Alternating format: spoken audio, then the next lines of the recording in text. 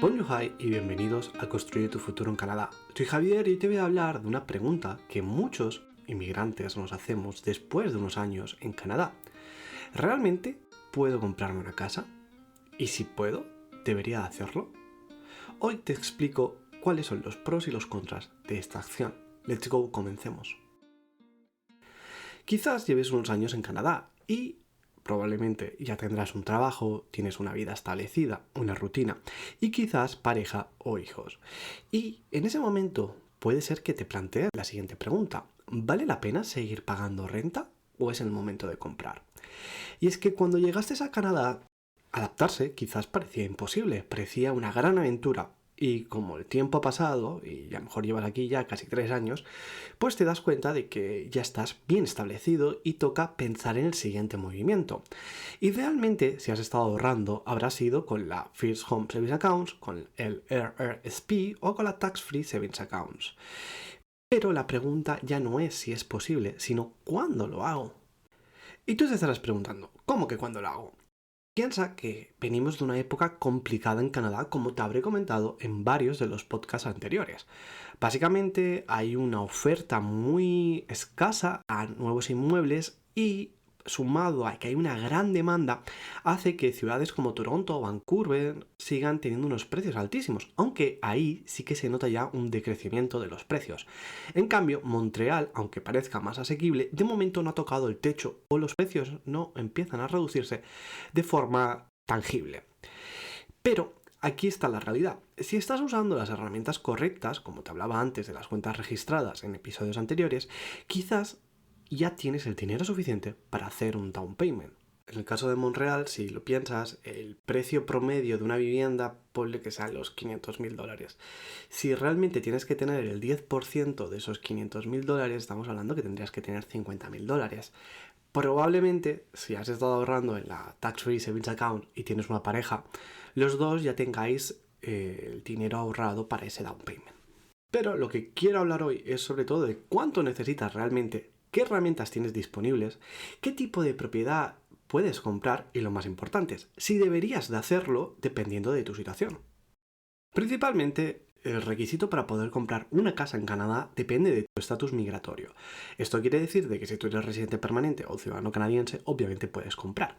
Pero si tú eres residente temporal, solo lo puedes hacer con un Work Permit. Anteriormente había gente que venía a Canadá y sin ser residente podía comprar viviendas.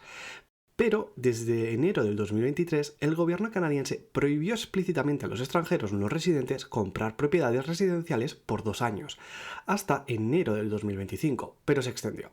Por lo tanto, si no tuvieras un Work Permit, tanto para residentes permanentes o temporales, no podrías comprar.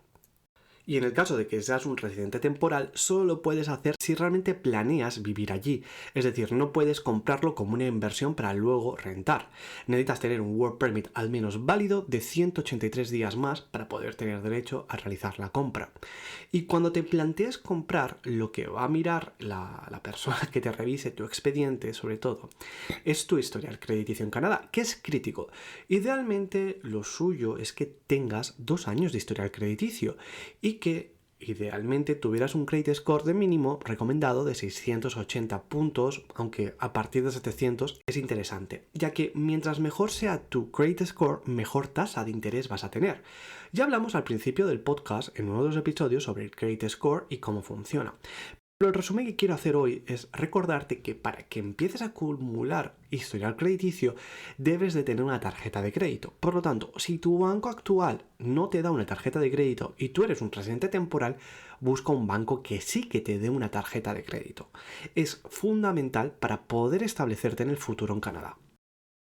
No obstante, si eres un newcomer que llevas menos de 2 años en Canadá, algunos bancos tienen programas específicos para newcomers que te van a facilitar poder comprar. No obstante, cuando vayas a hacer la compra, muy probablemente tu down payment va a ser más alto. En vez del típico 5 o 10%, muy probablemente te puedan llegar a pedir hasta un 20-35%, así como tener unas tasas de interés más altas.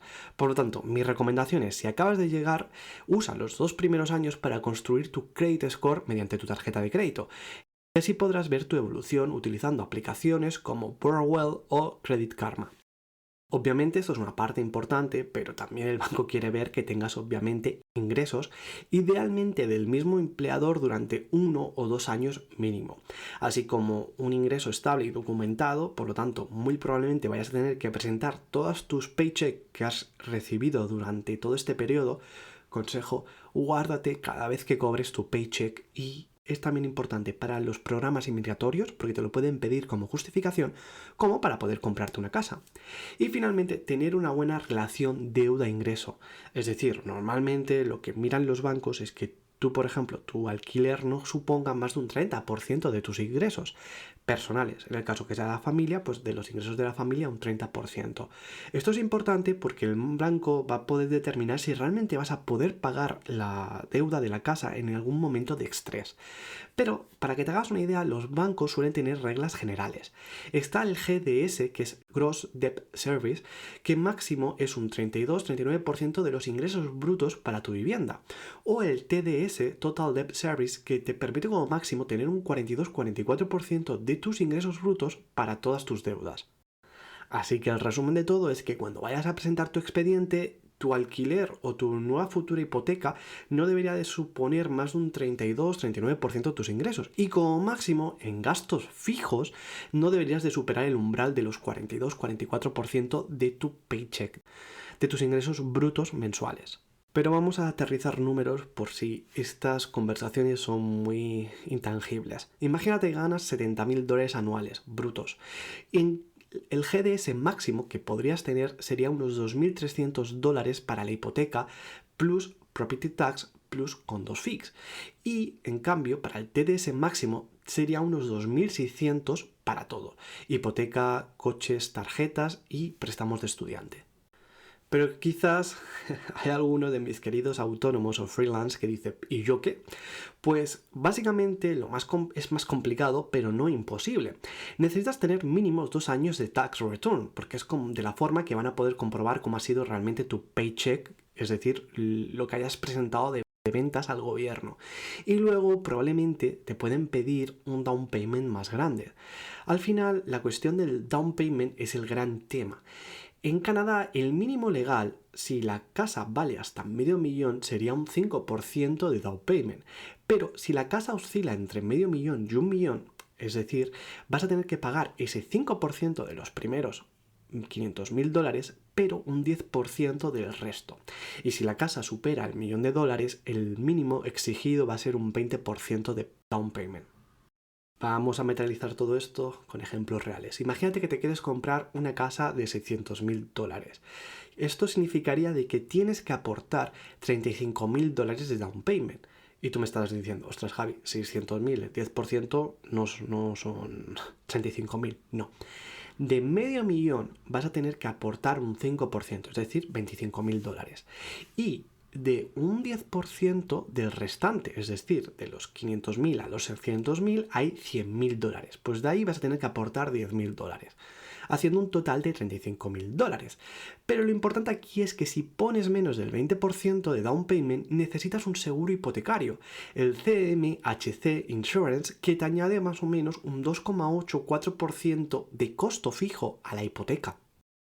Pero no te alarmes ni descartes que puedas comprarte una casa aún. Simplemente tenemos que jugar con los números y con las cuentas registradas que tienes para ver cómo podemos armar la operación. No es simplemente, no tengo $35,000, no puedo comprar la casa, sino que hay herramientas específicas para poder llegar a este down payment. Por ejemplo, mi herramienta favorita, y la cual fue el último episodio, fue la First Home Savings Accounts. Como bien te explicaba, tienes que aportar como máximo $40,000 en la vida útil de esta cuenta registrada.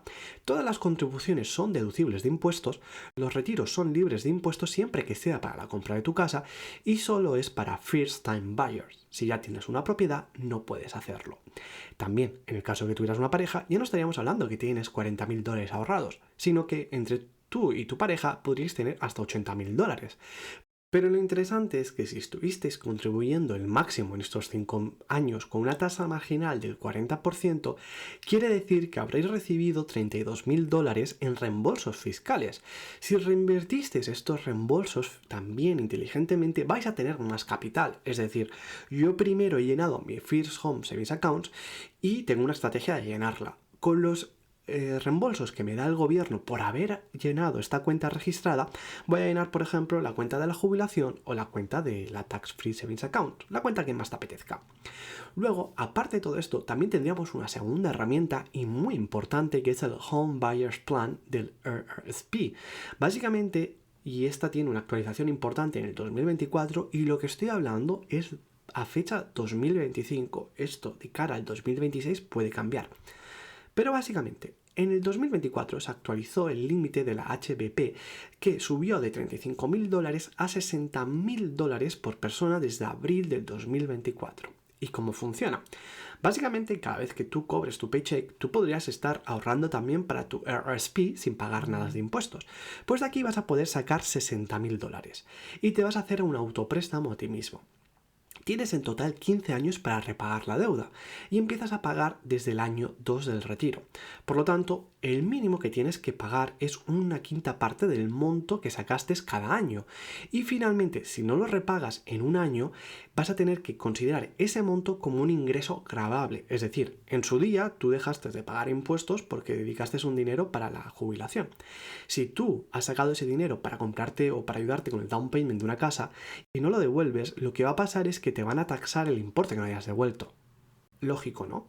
Igualmente, si lo trataras con un realtor profesional, te va a explicar mejor y tendrá más actualizado exactamente cómo funcionan todos los requisitos o cómo puede ayudarte a armar tu operación.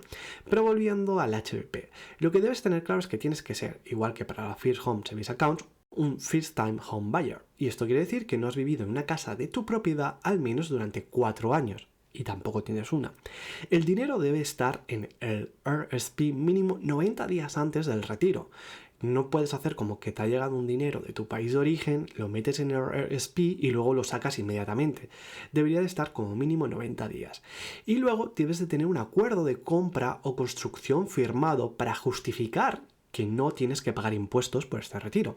En cierta forma, lo mismo que la First Home Savings Account, de que tienes que justificar que has comprado una casa para poder estar exento de pagar impuestos. Por lo tanto, si tu pareja tiene ahorrado $60.000 en RSP vía el Home Buyers Plan y tú también tuvieras esto, estaríamos hablando que entre los dos podríais tener de $122.000 disponibles para hacer de down payment. Y esto mes a mes es una combinación muy poderosa, es como tener a Messi y Cristiano Ronaldo en el mismo equipo. Básicamente, si tú en tu First Home Savings Account tienes $80.000 entre tú y tu pareja y también tienes en el Home Buyer Plan tienes $120.000 entre tú y tu pareja, estamos hablando que tenéis $200.000 de down payment. En Montreal con $200.000 de down payment ya podéis comprar una casa entre $500.000 y $600.000 poniendo el 33-40% de down payment. Esto significa que no vas a necesitar el seguro del CMHC, que te va a ahorrar mucho dinero, y que vas a tener una hipoteca más pequeña, por lo tanto unos pagos mensuales menores y vas a tener mejor tasa de interés. Obviamente la realidad que no te menciono es que no todos pueden maximizar sus cuentas. Por lo que la realidad muy probablemente, salvo que tengas un sueldo elevado y estés maximizando tus cuentas registradas, es que puedas tener unos $20.000 en la First Home Savings Account y unos $30.000 en el RSP. Por lo tanto, $50.000, si esto fuera por pareja, igualmente tendrías $100.000 que sería suficiente para cubrir el 15-20% del down payment de una casa en Montreal. También tendríamos otra herramienta como puede ser la Tax Free Savings Account como complemento, ya que puede ser que tengas dinero allí que esté libre de impuesto y que puedas utilizar específicamente para el down payment, como así gastos adicionales que pueden ser muebles, renovaciones o emergencias. Pero yo me mantendría a intentar no tocarlo y que se quede como fondo de emergencia en el caso poco probable de que a lo mejor tengas un problema. Porque tú estarás pensando, ostras, si yo tengo la First Home Savings Account y la retiro y la cierro, no tengo que devolver nada. Exacto, esa es la clave de esta cuenta. Pero en cambio, el RSP tengo que devolverlo. Es un autopréstamo, vale que tengo 2 años, pero al final tengo una carga de que va a tener que tener un ahorro mensual fijo para devolver ese dinero. Por lo tanto, yo te diría que intentes no tener mucho dinero o no utilizar la Tax Free Savings Account para el propósito del down payment.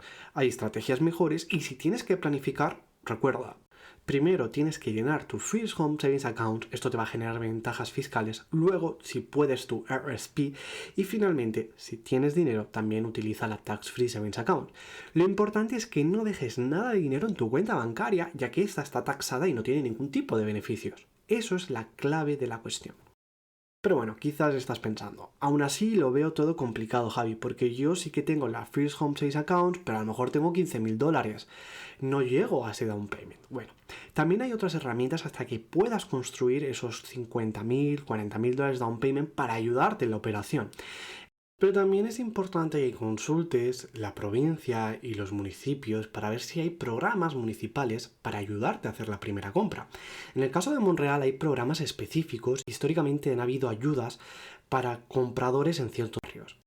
Pero anyways, revisa tu municipalidad a ver si hay ayudas y estas pueden ayudarte a complementar tu down payment. Lo más probable es que te pidan que tengas un requisito de ingreso máximo y obviamente límites en el precio de la propiedad. Luego, otra herramienta que podemos utilizar y sería el último recurso que tendríamos para poder complementar ese down payment sería un regalo o préstamo de la familia. Es una realidad que muchos newcomers no comparten, pero realmente, llegado el momento, si te tienes que establecer, puede ser que tu familia te puede dar ese apoyo. En el caso de que no dispongas de esa ayuda, simplemente cíñete a complementar las cuentas registradas de la First Home Savings Account, así como la RSP, para tener tú y generar tú mismo tu down payment. Pero el resumen de todo lo que hemos hablado, probablemente, y con lo que te has quedado es, si tengo $35.000, ¿ya puedo comprarme una casa en Quebec? Por ejemplo, sí. Entonces vamos a hablar de lo siguiente, y es qué requisitos, o más que requisitos, qué condiciones adicionales se van a sumar al precio de esta. Hay muchos costes que se suman al down payment y que mucha gente no considera. Primero de todo, los closing costs, que esto quiere decir que va a incrementar el precio un 2-4% de la compra. Estos incluyen el notario, que suele ser unos 1.500 a 2.500 en Quebec, la inspección de la propiedad, que suelen ser unos $500-800 por esa inspección. Luego, y muy importante, la Welcome Tax o la Tax Bienvenue de Quebec, que está basado en el valor de la propiedad y básicamente si esta casa vale $500,000, estaríamos hablando que el cálculo por esta casa sería de unos $6.500 de Welcome Tax. Esto es un costo significativo que muchos olvidan.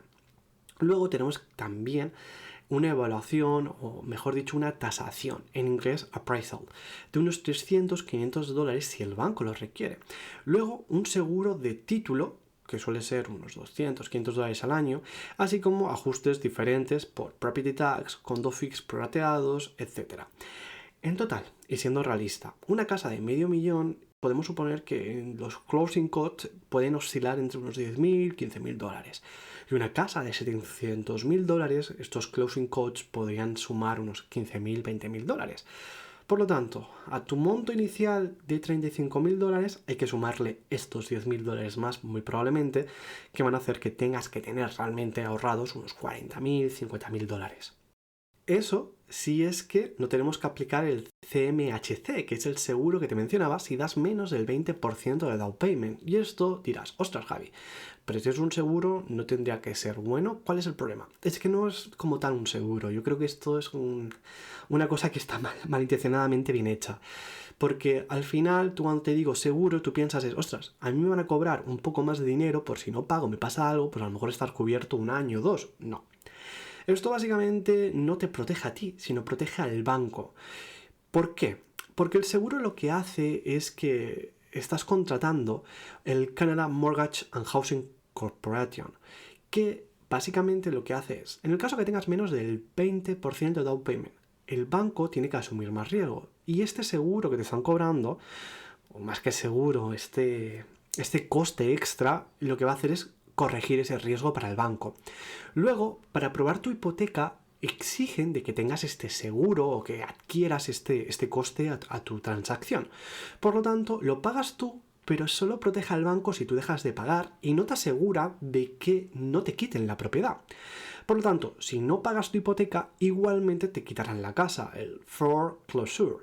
Y al final el seguro solamente garantiza de que el banco pueda recuperar su dinero. Así que básicamente es una comisión extra que pagas por el privilegio de comprar con menos down payment. Por lo tanto, lo que tienes que tener en cuenta es que el coste del seguro va a ir según tu down payment. Si pones un 5% de down payment, probablemente esté en torno a un 4% del monto que quieras pedir de hipoteca. Luego, si proporcionas ese 10% de down payment, el monto que te van a exigir de la deuda va a ser el 3,1. En el caso que ya tengas el 15% de down payment, sería el 2,8 del importe adeudado. Y finalmente, si tú puedes aportar ese 20% de down payment, el seguro va a ser cero, ya que no lo necesitas. Ejemplo de una casa, $600.000. Tenemos que dar un down payment del 10%, un total de unos $60.000. No vamos a calcular del medio millón y luego de los 100.000. Tú das un 10% de eso, son 600.000. Perfecto. Entonces te va a quedar una hipoteca de $540.000. Como tú no has aportado más del 20%, vas a tener que sumar el seguro y esto va a ser un 3,1% de $540.000. Por lo tanto, a tu hipoteca se le va a sumar $16.740, dejando una hipoteca total a pagar de $556.740 plus intereses. Por lo tanto, estos intereses sobre 25 años pueden ser bastante fuertes o pueden ser significativos para tu salud financiera. Al final, el hecho de que tengas ese 20% de down payment va a ser o va a evitar que tengas ese seguro complementario, que puede ser que oscile entre los $15.000 y $30.000. Vas a tener también una hipoteca más pequeña con mejores tasas de interés. Pero por contra te va a requerir tener un capital inicial más grande. Así que mi reflexión es, si no puedes llegar al 20% de down payment, vale la pena esperar un poco. Pero no obstante, si tú ves una oportunidad clara, al final tener el CMHC no es el fin del mundo, simplemente es un factor extra a tus cálculos. Así que, finalmente, creo que una cosa importante a tener en cuenta a la hora de comprarse una cosa es que vas a tener que tener una reserva para emergencias una vez que hayas hecho la compra. Es decir, una acción post-compra que necesitas tener es 3-6 meses de gastos de la vivienda para emergencias, así como reparaciones inesperadas que podrían ser techo, calefacción, etc. La cuestión es que si tú has hecho pasar la inspección que te comentaba anteriormente y que tiene un coste encima, lo que vas a tener identificado es si esa propiedad tiene problemas y por lo tanto, en el caso de que ya estuvieran especificados de antes, va a ser el antiguo propietario que va a tener que solventarlos, en el caso de que pactéis eso. O por contra, lo que va a pasar es que vas a tener que negociar, digamos, con el propietario probablemente una disminución del precio de la casa, ya que tienes que hacer esa reparación. Así que esto es especialmente importante en una casa respecto a un condo, ya que hay cosas que el condo por ende te las va a cubrir con los condo fees, ya que están incluidos en estos las reparaciones y el mantenimiento. Y es aquí también donde abrimos el eterno debate, ¿qué es mejor, un condo o una casa? Al final un condominio es una propiedad donde tú eres dueño de una unidad específica, compartes la propiedad y las áreas comunes, el lobby, gimnasio, estacionamiento y piscinas, si es que tuviera, así como otros servicios, con todos los propietarios. Y por ello vas a pagar unos condos fee. La ventaja de comprar un condo es que los precios suelen ser más bajos y quizás puedes estar encontrando condos decentes pero alejados en torno a 250.000, 350.000, pero en zonas alejadas. Ya si te acercas más a la ciudad, en el caso de Montreal, estaríamos hablando de que esos mismos condos cuestan $600.000. La cuestión es que los condos, de forma genérica, suelen tener menos mantenimiento, ya que como todo está asociado a la comunidad, hay un administrador que se encarga de el exterior, techo, áreas comunes, hacer la limpieza de la nieve, muy importante en invierno, así como las amenities, que muchos tienen gimnasio, piscina, sauna, spa. Es increíble. Pero, por contra, bueno, yo no lo veo así, pero por contra también estos suelen estar más cercas a un entorno urbano y donde hay acceso normalmente a transporte público.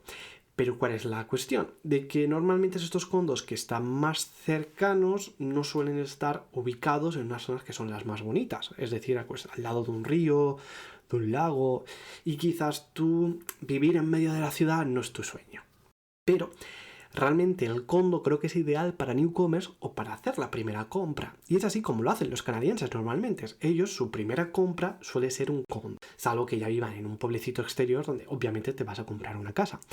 Las desventajas realmente de tener un condo, los condos fees, ya que estos pueden suponer de $200, $600 mensuales adicionales. Pero si el edificio no es premium, estos costos pueden ser de unos $1.500 perfectamente o más. También una cosa que debes de tener en cuenta es que hay asambleas para tomar decisiones con los copropietarios. Por lo tanto, vas a tener menos control. Y también vas a tener Special Assessment. Básicamente significa que si el edificio necesita una reparación grande, puede ser que esos condos fee no los cubran y o bien te carguen una derrama, que yo diría en español, para cubrir dicho gasto, imagínate $10.000 de golpe, o te los van a prorratear en los condos fees para los siguientes meses o años. Así que también una cosa que suele pasar con los condos es que estos suelen tener menos espacios. Son generalmente casas más pequeñas y bien organizadas. Así que la apreciación de estos históricamente suele ser más lentas. Y depende del condo, hay reglas de que no puedes renovarlo como tú quieras y también hay restricciones respecto a mascotas, ruidos o incluso hacer un Airbnb. ¿Qué suelen cubrir los condos fees históricamente? Pues los mantenimientos de las zonas comunes, el seguro del edificio, la estructura, fondo de reserva para reparaciones, a veces la calefacción, agua caliente, electricidad de las áreas comunes y también la piscina, gimnasio y seguridad. En el caso que te llame el comprar un condo, tienes que tener en cuenta estas red flags. Ten cuidado si ves condos fee muy bajos, pero ofrecen muchas amenities, tienen muchos servicios. Esto puede indicar de que la reserva para cubrir ciertos imprevistos es suficiente. Luego también ten en cuenta edificios que sean más antiguos de 30 años. Estos pueden necesitar reparaciones caras pronto, por lo tanto deberías de pedir un extracto de la salud del edificio. Es decir, puedes pedir como el balance del edificio y ver cómo están sus finanzas y qué previsiones tienes. Así que deberías de revisar al fondo si hay un fondo de reserva, valga la redundancia, y las actas de las asambleas para asegurarte. Y luego tenemos otro tipo de vivienda que suele ser la casa. Esta puede ser una unidad unifamiliar, un dúplex o un tríplex. ¿Qué tipos de vivienda o casa hay en Canadá? Una unifamiliar es una casa entera para ti. Un dúplex es que hay dos unidades en la vivienda y tú puedes vivir en una de ellas y rentar la otra. Y el tríplex es lo mismo, pero con 3 unidades. Entonces es el mismo concepto. Y luego tienes el semi-detachment o jumelé, que es una casa pegada a otra, pero con un muro común. También es interesante. Ventajas. Tienes un espacio más grande. Suelen tener jardín, múltiples pisos, estacionamientos. Vas a tener el control para renovar la casa como tú quieras dentro de las regulaciones municipales. Tienes una apreciación. Históricamente estas casas se aprecian mucho más rápido que los condos. Tienes un ingreso extra en el caso de que tengas un dúplex o un tríplex y por lo tanto vas a generar rentas en otras unidades que van a ayudar a pagar tu hipoteca. Y finalmente tienes la privacidad. No compartes paredes con tantos vecinos, como en el caso de los condos, y no vas a tener el condo fee. Desventaja realmente de vivir en una casa. Pues básicamente vas a tener un precio más alto. En Montreal las casas unifamiliares decentes empiezan a partir de $500,000 y el down payment obviamente va a ser mayor. Por lo tanto, vas a necesitar un capital inicial más elevado. El mantenimiento lo tienes que hacer tú, tanto techo, calefacción, tuberías, así como la nieve en invierno. Así que vas a tener unos costos de mantenimiento que deberías de calcular sobre un promedio de $3,000 a $10,000 al año en reparaciones y renovaciones. Por lo tanto, es como que tú tienes que hacer tu propio fondo de reserva que el condo estaba haciendo. Y finalmente, la ubicación puede ser que esté más alejada del centro y probablemente tengas un property tax más alto. Aunque no pagas el condo fee, el property tax, es decir, el impuesto por vivir allí, suele ser más elevado. Duplex Triplex es la opción intermedia favorita para muchos, ya que te da unas ventajas específicas, como el house hacking. Básicamente vives en una unidad, pero rentas las otras. Ingresos de renta que pueden cubrir en torno a un 40-70% de tu hipoteca. Por lo tanto, puedes construir un equity más rápido y aumentar tu patrimonio. Y califica como residential property, es decir, puedes usar tu First Home Savings Account y tu RSP, el HBP, para comprarlo porque es tu residencia principal. Así que la apreciación realmente es especial buena en barrios en desarrollo, como por ejemplo donde yo vivo.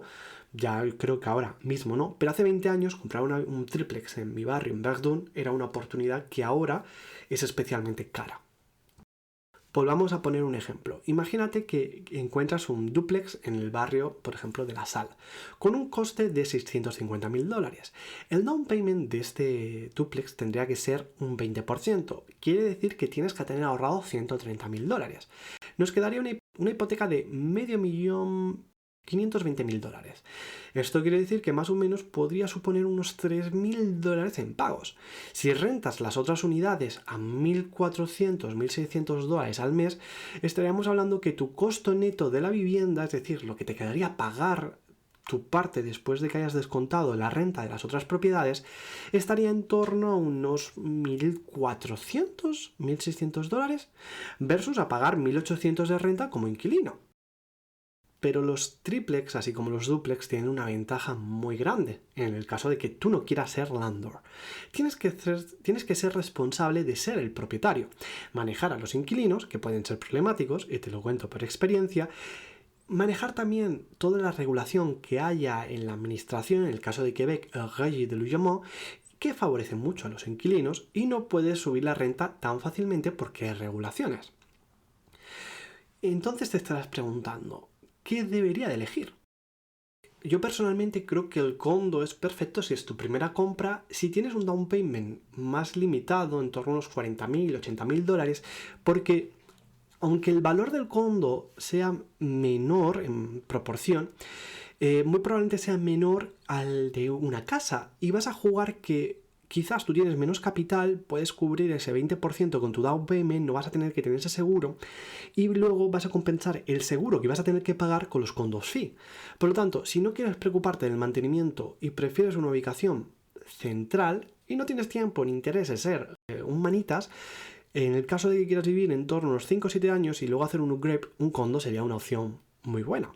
En el caso de que quisieras una casa, realmente creo que encaja mucho con el perfil de que ya tienes una familia o planeas tener una familia y tienes un down payment fuerte. Estamos hablando de $150.000 para arriba.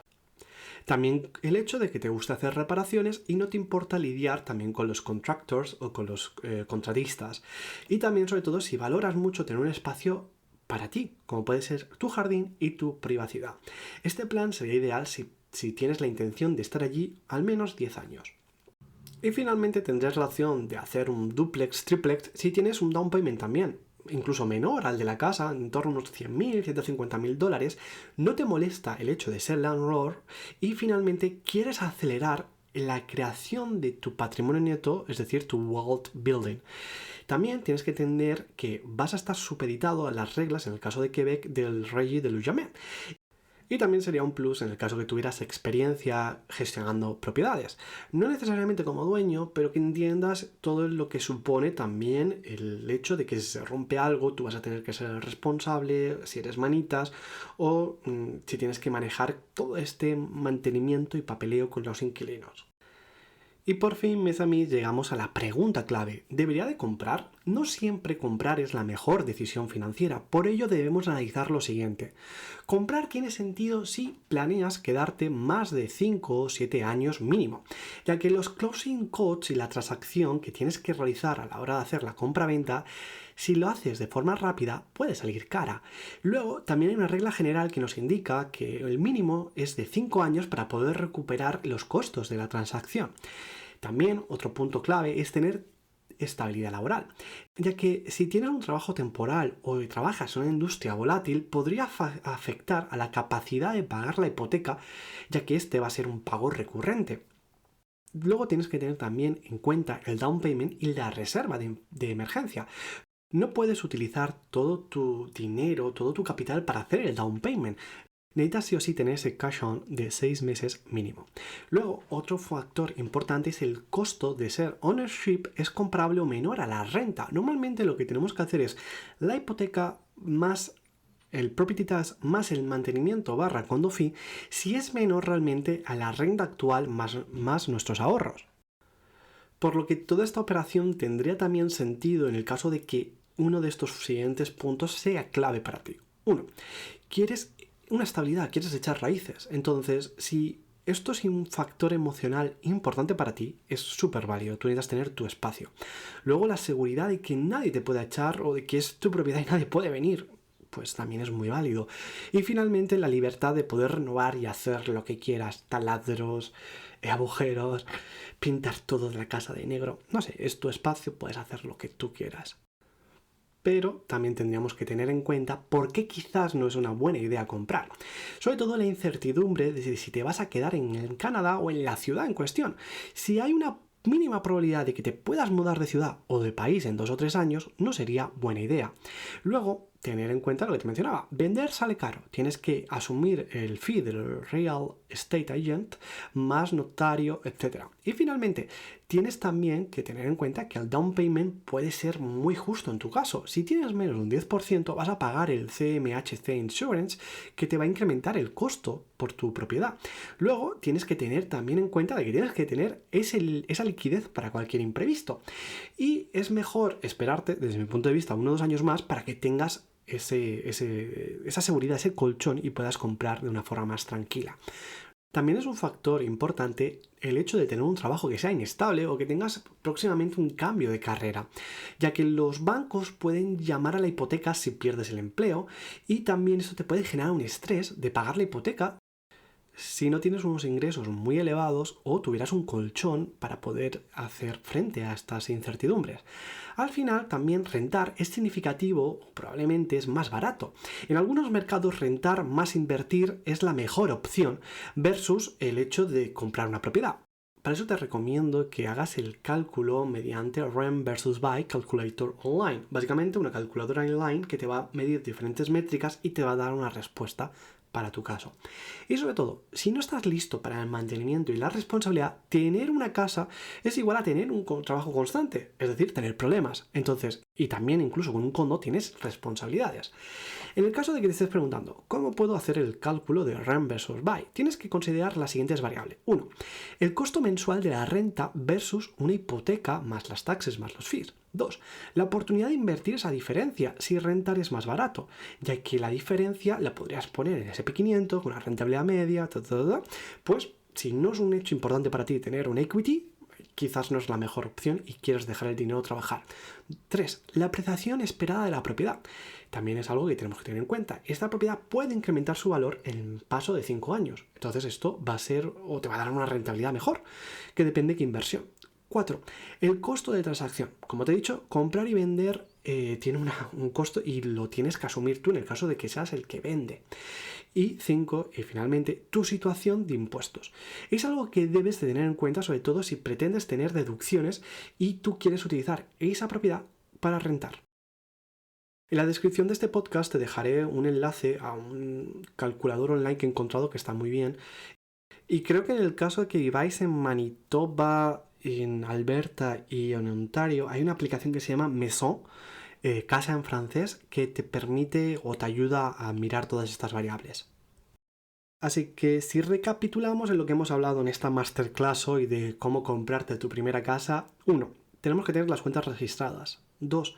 Debemos ser conscientes de qué tipo de propiedad nos conviene. 3. Tenemos que tener en cuenta cuáles son los gastos extra que vamos a tener que hacer frente por hacer esta compra. Entonces se nos va a desbloquear el siguiente punto y es ¿cómo puedo comprarme una casa en Canadá? El primer consejo que te puedo dar es importante que empieces a buscar propiedades para comprar, para que puedas familiarizarte con el tipo de vivienda que se ofrece, el tipo de precio de tu zona. Es muy importante porque una vez que veas la oportunidad que quieres, es muy probable que esta desaparezca en cuestión de días o semanas. Es algo que tienes que tener en cuenta. Dicho esto, lo primero que deberías hacer en el caso de que quieras comprar una casa es, antes de buscar, obtener una preaprobación hipotecaria. Como te mencionaba, es importante saber exactamente cuánto puedes pagar y los sellers te van a tomar muy en serio si ya vas con esa documentación. Lo que te va a generar una ventaja, que vas a poder actuar muy rápido en un mercado que es muy competitivo. Para conseguir esta preaprobación hipotecaria necesitas o la puedes obtener de bancos tradicionales como RBC, TD, Scotiabank, National Bank o también credit unions como puede ser Desjardins aquí en Quebec. Y si no, finalmente también puedes acudir, y quizás es buena opción, a un mortgage broker, el cual te va a comparar entre diferentes prestamistas, los mismos que te he mencionado anteriormente. Así que mis recomendaciones, habla mejor con un mortgage brokerage, son gratis para ti, los paga el banco y pueden conseguirte mejores tasas. Aunque también un pequeño tip es, si tú ya estás en un banco y el banco ve que cierras una de tus cuentas registradas, como puede ser la First Home Service Account, automáticamente te van a ofrecer una oferta porque van a saber que vas a querer comprarte una casa. Y es aquí la cuestión.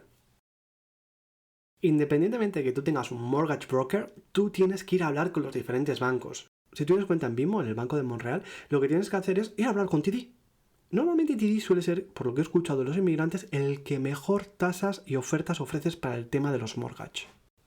Pero aún así, si TD te dice que te deja un 4%, tú te vas a BMO y le dices, tengo un 4. Si consigues un 3,5, te vas a TD. Y muy probablemente TD te iguale. Y es así como tienes que jugar. Pero si tú no quieres sufrir ese tipo de estrés, como hablábamos anteriormente, simplemente habla con un mortgage broker y te lo va a gestionar.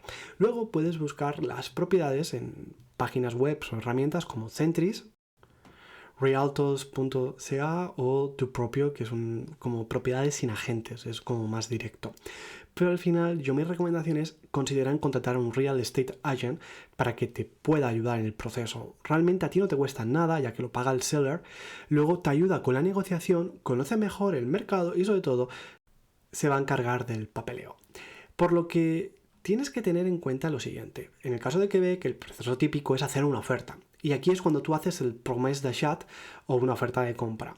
Y en esta puedes incluir condiciones, por ejemplo, la inspección, que te concedan el financiamiento, la venta de tu propiedad actual y entonces el seller podría aceptar, hacerte una contraoferta o rechazarla. Lo que tienes que tener en cuenta es que el mercado inmobiliario en Canadá es muy competitivo. Por lo tanto, si haces una oferta sin condiciones suele ser más atractivas. Claro, esto va a depender si ya tienes una propiedad actual, por ejemplo, o si simplemente es tu primera vivienda. Luego también hay veces que puedes entrar en una guerra de ofertas. También te recomendaría de que no te enamores de una casa hasta que sea tuya, porque quizás te haces muchas ilusiones y no se puede cerrar el trato. Así que una cosa que sí que tienes que hacer obligatoriamente, mandatory, es nunca compres una casa sin una inspección previa. Incluso ahora la ley permite que a los condos nuevos y con garantías se haga dicha inspección, porque nunca se sabe qué te vas a encontrar. Esta puede costar en torno a unos 500, 800 dólares y puede ahorrarte hasta 50.000 dólares o más en problemas que haya en la vivienda. Y esta te va a permitir tener el derecho de retractarte de la oferta que hayas hecho si encuentras problemas graves. Y como paso final sería el financiamiento de la operación. El banco te va a pedir un appraisal de la propiedad, es decir, una tasación, para validar que realmente lo que pides es lo que pagas. Y previa verificación final de tu empleo e ingresos, lo más probable es que te puedan aprobar el monto de la hipoteca final si es que cumples con los requisitos. Y una vez que hayas validado todos estos requisitos, podrías ir al notario, en el caso de Quebec, para firmar la verificación del título de propiedad, preparar el acto de la venta, registrar la propiedad a tu nombre y manejar el tema del pago al seller. Así que si todo el proceso se ha hecho de forma correcta el día de la firma, llevarías un cheque certificado con el down payment, así como el pago que tengas que hacer al seller, firmas todos los documentos que te pida el notario y recibes las llaves de la propiedad. ¡Felicidades! Acabas de convertirte en propietario de una vivienda en Canadá. Así que antes de despedirme, me gustaría compartirte las últimas reflexiones de todo el proceso. No te apures solo porque todo el mundo compra. Cada situación es única y tienes que barajar bien la opción si es mejor rentar o tiene sentido para ti comprar realmente una propiedad. Ajústate a lo que el banco te vaya a aprobar. Al final el banco te aprueba en base a las matemáticas que calculan sobre tu expediente. Tú conoces tu vida y todos los gastos. Pero intenta aplicar la regla de comprar máximo 3-4 veces de tu ingreso bruto anual, para evitar comprar una propiedad que al final, digamos que aunque bajo las matemáticas quizás está todo correcto, realmente lo que va a generar son problemas y estrés para ti. Luego, intenta priorizar siempre la ubicación sobre el tamaño. Es mejor un condo bien ubicado que una casa grande en un suburbio lejano. Al final la reventa es más fácil en buenas ubicaciones. También te recomendaría que pienses en la opción de revender desde el día 1, ya que cuando vayas a hacer la compra quizás lo deberías de plantearlo en el hecho de que te vas a quedar 20 años, obviamente, pero la vida puede cambiar, el trabajo, la familia, la salud. Por lo tanto, intenta comprar algo que otros también querrían desde el minuto 1. Y antes de despedirme, sobre todo, intenta utilizar las herramientas fiscales de las cuentas registradas para el First Home Savings Accounts y el HPP. Es un dinero que el gobierno literalmente te está dejando que utilices para que puedas comprarte tu primera propiedad y dejes de pagar impuestos. Así que intenta maximizarlas antes de utilizar tu dinero normal. Por lo que antes de despedirme, no vacíes todas tus cuentas.